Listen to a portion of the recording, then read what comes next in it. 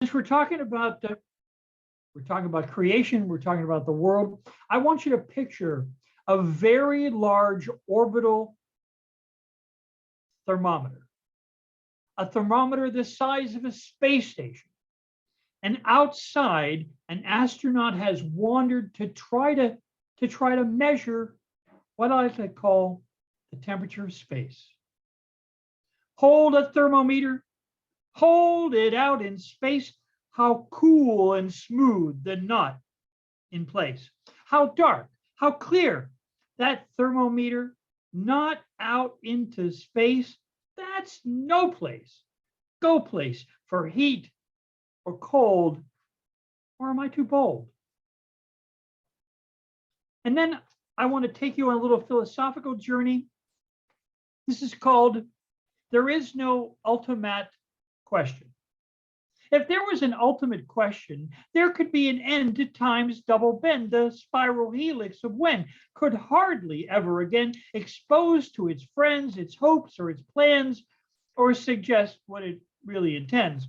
No equation ever stops. It hops on and on and on, namelessly, ceaselessly, beating, tail chasing, headaches, the heartaches created by those even counting on toes could hardly suppress just one end by a question of morals. The florals lament, what of the end of events? No ceasing, increasing the doubts in cautious amounts, uncertainty rising, a constant career. His manners, while wheedling, would blow in your ear to suggest you insist on when. On new horizons of fame, an unlimited game, even infinity gets tired and hires a cab, calls from his prefab, close his manicured lawn and its large cement fawn. How tacky of infinity, how shamelessly, heedlessly breaking bounds of good taste, how misbegotten on fate. He was more than a little late. And then this final piece to leave you in a optimistic mood. This is called The Blind Man Who Only Saw Love. A blind man who only saw love would watch the bigger folk shove and he strode on his path. This may give you a laugh.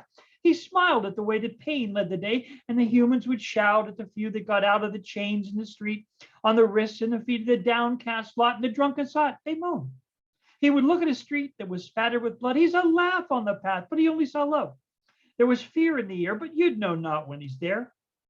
He could go into downtown, and while looking round at the muggers and whores leaning in doorways and store plays, thieves running in pack, it's not dollars they lack, but a bone in the back and a brain on the stack.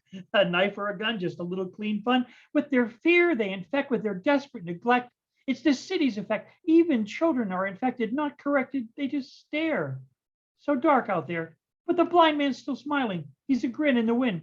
In the phone book he's dialing is a number for prayer. Jesus, are you there? Or just another ruse, an excuse to confuse. A black horse hearse getting worse. City course. But the blind man sees God, and he's thinking out loud. He sends loves and kisses from those that this is. God's not on the phone, and he isn't at home in the church. Don't you see? You won't set him free. You. But he's there and he's here. In downtown, in the country, in the trees, in the breeze, in cement, his intent everywhere. If you could see, you would stare, seeing through vice's blue eyes, seeing in pain in the sky's crying rain, the loose fuse. In the pain, in the love, in the push, in the shove. Keep grinning.